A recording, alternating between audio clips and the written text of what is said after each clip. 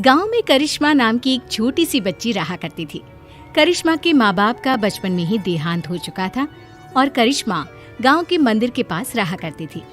गांव के कुछ लोग उसे 2 वक्त का खाना दे दिया करते थे और मंदिर के पुजारी जी ने उसकी मंदिर में रहने और सोने की व्यवस्था कर दी थी। अरे करिश्मा बेटा, आज सुबह से इतनी उदास क्यों बैठी हो? क्या बात है बेटा?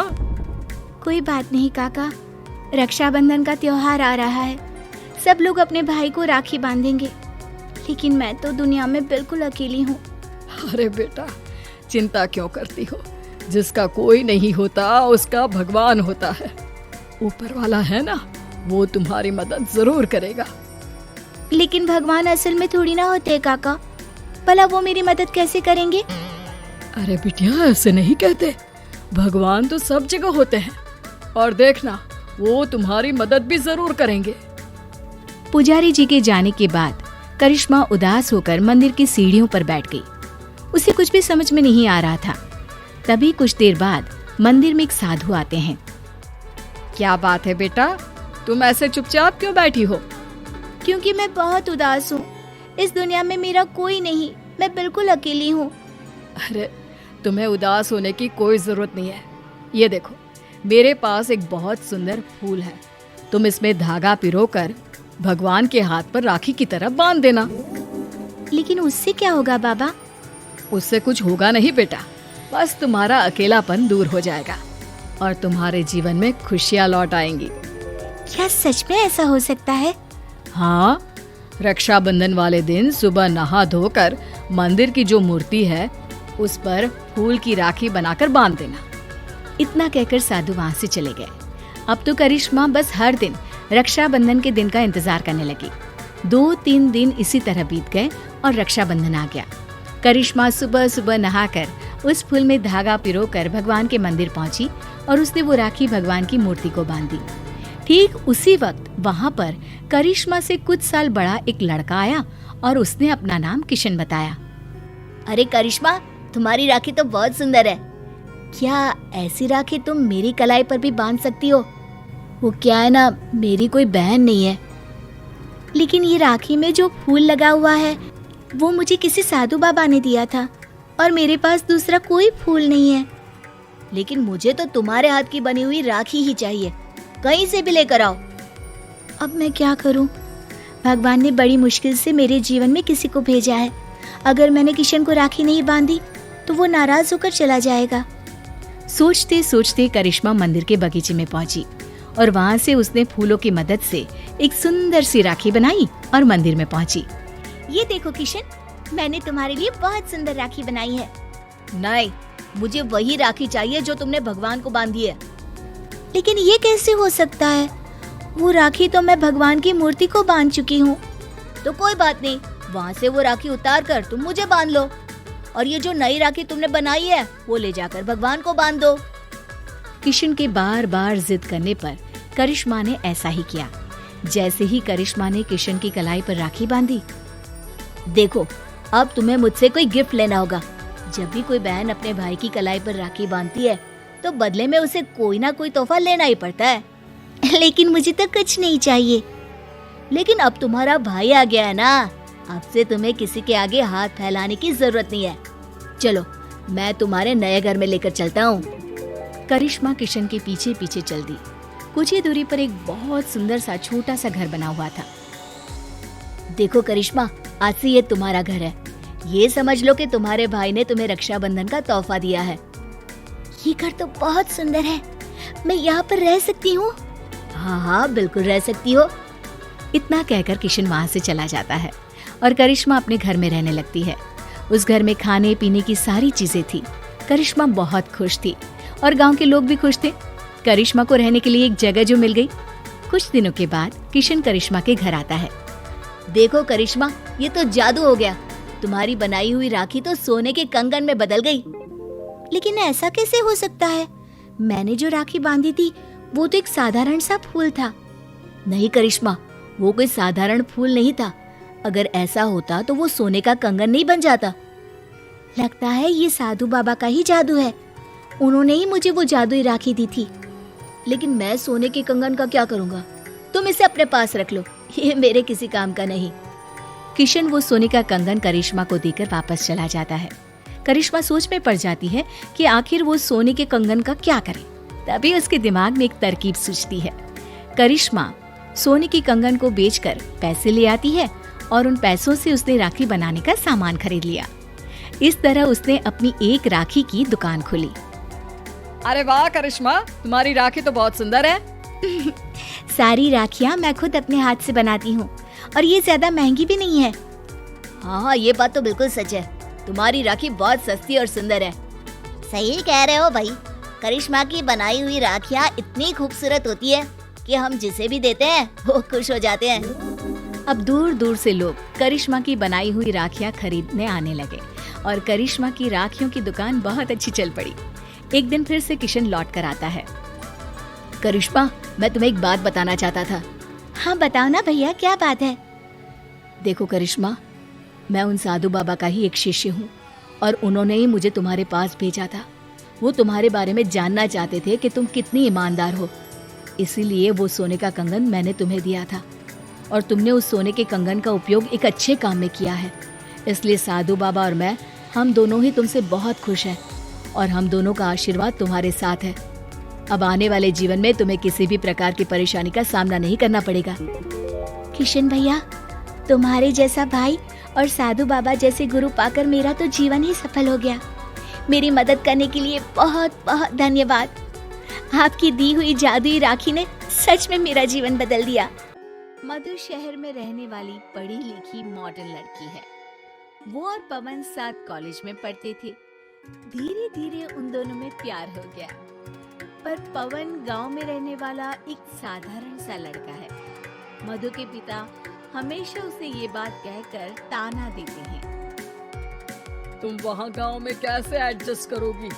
शादी करके तुम गांव तो चली जाओगी, पर अपनी सारी मॉडर्न सोच और चीजें यहाँ शहर में ही रख कर जाना। ये सुनकर मधु को बहुत गुस्सा आता है। तो क्या हुआ अगर वो लोग गांव के हैं? मैं वहाँ जाकर उस घर को बिल्कुल शहर की तरह बना दूंगी। शाम होते ही मधु पवन को वीडियो कॉल करती है। अच्छा हुआ तुमने वीडियो कॉल कर लिया। हाँ, मैं तुम्हें आज अपनी माँ से मिलाता हूँ। अरे बिट्टू, क्या कर रहा है? ये क्या है? दूर करना इस टुनटुने को। जाने कौन दिख रहा है इसमें तो। अरे माँ, आपकी बहू का वीडियो कॉल है। आप इसमें अपनी बहू से आमने सामने बात कर सकती हैं। नमस्ते माँ जी, कैसी हैं आप? अरे जेका, ये बहू ने अपने कानों में क्या लगाया है? जो कैसे झुमके हैं? झुमके नहीं माँ जी, इन्हें ईयरफोन्स कहते हैं। इससे सामने वाले की आवाज और अच्छे से आती है। मैं आपको भी ला कर दूंगी। अरे नहीं नहीं, हमें नहीं ना चाहिए। हमारे कान बिल्कुल ठीक है। हाँ। माँ जी की ये बातें सुनकर मधु को अपने पिता की बातें याद आ जाती है और वो उसी वक्त ये ठान लेती है कि वो अपने ससुराल को एकदम मॉडर्न ससुराल बनाकर रहेगी। कुछ दिन बीत जाते हैं। पवन और मधु की शादी हो चुकी है।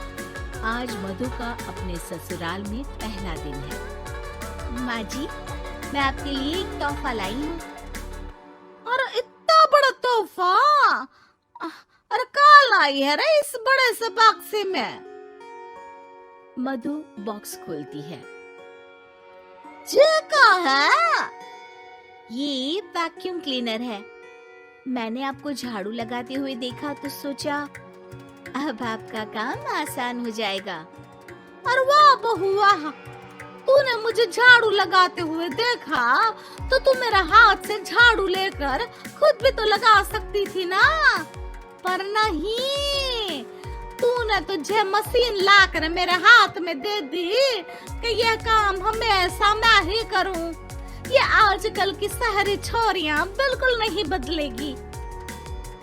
मधु को मन ही मन गुस्सा आता है, पर फिर भी अपना गुस्सा भूलकर मधु माँ जी को वैक्यूम क्लीनर इस्तेमाल करना सिखाती है। अगले दिन मधु सुबह उठती है तो ये आंगन में से कैसी आवाजें आ रही हैं? मधु दौड़ती दौड़ती आंगन में जाती है और देखते ही चौंक जाती है। अरे माँ जी, ये आप क्या कर रही हैं? और वो कहा है ना, सुबह मैं जब कुएं से पानी निकाल रही थी तो मेरे कान की बाली उसमें गिर गई थी। तो ये तेरा वक्कुम ना सारी चीजें अपनी तरफ खींच लेता है ना, तो मेरी बाली भी तो निकाल ही देगा। उसी की कोशिश कर रही हूँ, पर न जाने क्यों अब ये चालू ही नहीं हो रही तेरी मशीन। अब वो चालू होगी भी नहीं। पर अब कुएं में से पानी निकाल क्यों रही थी? अरे कमाल करती हो ना बहू। पीने के लिए पानी क्या तेरे मायके से लाऊं मैं? अरे कुएं से ही तो निकालना पड़ता है। हाँ? पीने के लिए पानी, और वो भी कुएं से? मधु दिमाग लगाती है और थोड़ी ही देर में घर में वाटर प्यूरिफायर लगवा देती है। ये देखिए माँ जी, इसमें बस एक बार पानी भर देंगे तो नल में पानी साफ होकर बाहर आएगा। अरे वाह रे बहू, ये तो बहुत ही बढ़िया चीज है। रात हो जाती है। मधु जैसे ही प्यूरिफायर का नल चालू करती है तो वो अचानक से फट जाता है और सब जगह पानी पानी हो जाता है। अरे ये क्या हुआ? ये क्या हो गया? मैंने तो बस इसमें उबला हुआ पानी डाला था, ये इतनी जल्दी खराब हो गया। अरे ये सारी शहरी चीजें सब ऐसी ही होती है कबूरी। क्या आपने इसमें उबला पानी डाला था? हाँ तो फिर पानी तो तभी साफ होगा ना जब उसे उबालेंगे। ये मशीन का कोई जिन है जो हमने जो बोला वो कर देगी है? मधु को बहुत गुस्सा आता है। इस तरह तो मेरा अपने ससुराल को मॉडर्न बनाने का सपना अधूरा ही रह जाएगा। नहीं, मैं इस तरह से हार नहीं मान सकती। थोड़े ही दिन में मधु पूरे किचन को मॉड्यूलर किचन में बदल देती है। अरे वाह बहू वाह, इतनी सारी अलमारियां। माँ जी मॉड्यूलर किचन देखकर बहुत उत्सुक हो जाती है। ये बक्सा का है। बहू ने शायद गलती से इसे यहाँ रसोई में रख दिया है, पर है तो ये बहुत ही बढ़िया। अगले दिन सुबह। अरे मायरी, क्या हो गया? मैं तो बर्बाद हो गई। मेरी सारी पूंजी जलकर राख हो गई। तेरा अब मैं क्या करूं? माँ जी की रोने की आवाज सुनकर मधु दौड़ी दौड़ी किचन में आती है और इतना धुआं देखकर घबरा जाती है। ये सब कैसे हुआ माँ जी? ये आग कैसे लगी? ये सब तेरा इस मॉड्यूलर किचन की वजह से हुआ है, और ऊपर से तूने तिजोरी जो रसोई में रख दी थी। मैंने जैसे ही अपने गहने और पैसे इसमें रखे और बाहर से इस ताले को घुमाया, ये तो 5 मिनट में ही आग बबूला होकर फट गया। अरे माँ जी, ये तिजोरी नहीं है, ये तो माइक्रोवेव है। इसमें गहने नहीं रखते, खाना गर्म करने के लिए होता है ये। और ये जो आपने घुमाया ना, ये ताला नहीं है, आपने इसके टेम्परेचर को फुल कर दिया, इसलिए ये फट गया। माँ जी और जोर जोर से रोने लगती है।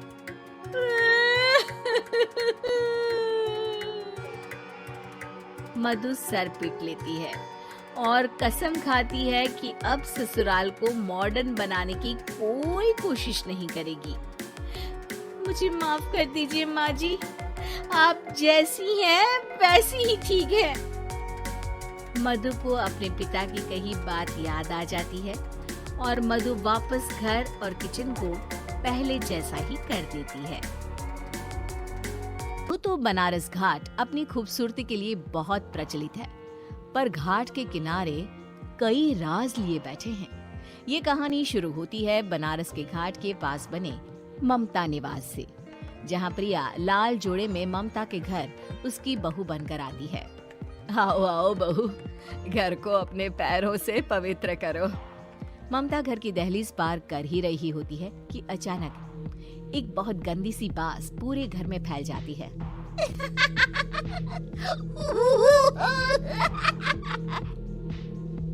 ये बदबू और ये आवाजें, ये कौन हंस रहा है माँ? अब ये पड़ोसी ना हमारे थोड़े अलग से है। कहाँ हम शाकाहारी और ये मांस मच्छी खाने वाले।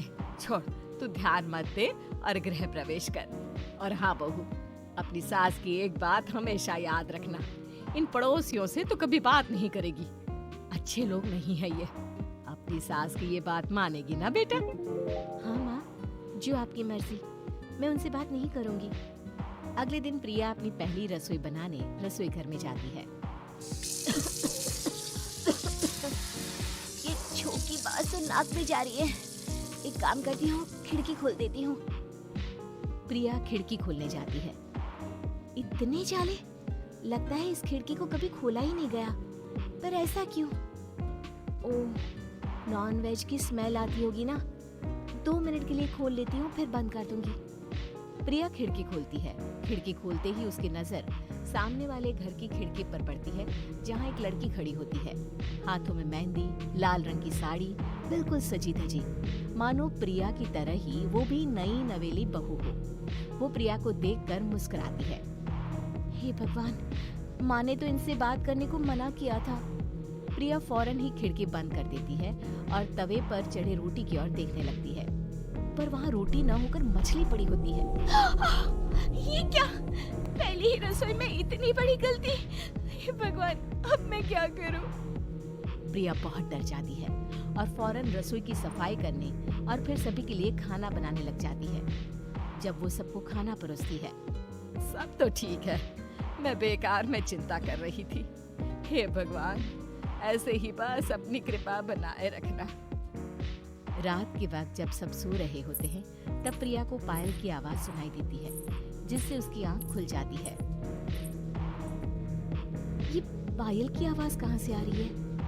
प्रिया उठकर उस आवाज के पीछे छत की सीढ़ियों तक जाती है। तभी उसे बच्चे के रोने की आवाज आती है। प्रिया छत पर जाती है तो क्या देखती है? वही लाल साड़ी वाली लड़की अपनी गोद में एक नवजात बच्चे को घुमा घुमा कर सुला रही है। तभी प्रिया की नजर उसके पेट पर पड़ती है। ओह गॉड, ये तो प्रेग्नेंट भी है। सुनिए, बच्चा सो नहीं रहा है क्या? मैं कुछ मदद करूं? नहीं नहीं, आपके घर वालों को अच्छा नहीं लगेगा, मैं संभाल लूंगी। स्नेहा की गोद से बच्चा हाथ मारकर प्रिया की गोद में आने को छटपटाने लगता है।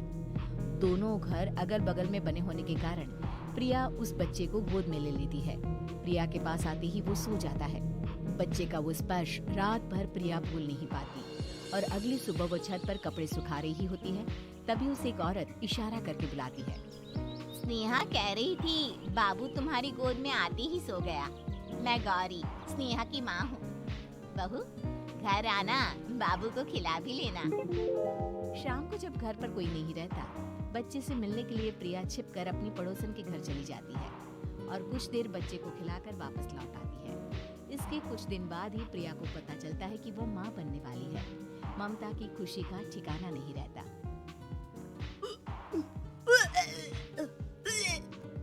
माँ जी, पता नहीं क्यों उल्टी आ रही है। प्रिया भागती हुई वॉशरूम में जाती है तो हरे और लाल रंग की उल्टी करती है। उस उल्टी में से कीड़े निकलते हैं। ये क्या? खून और ये कीड़े!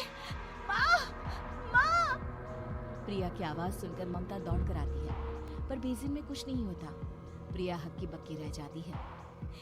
ये सब क्या हो रहा है? प्रिया घबरा जाती है और अपने कमरे में जाकर सो जाती है। डर के कारण वो इतनी थक जाती है कि उसकी आंख लग जाती है।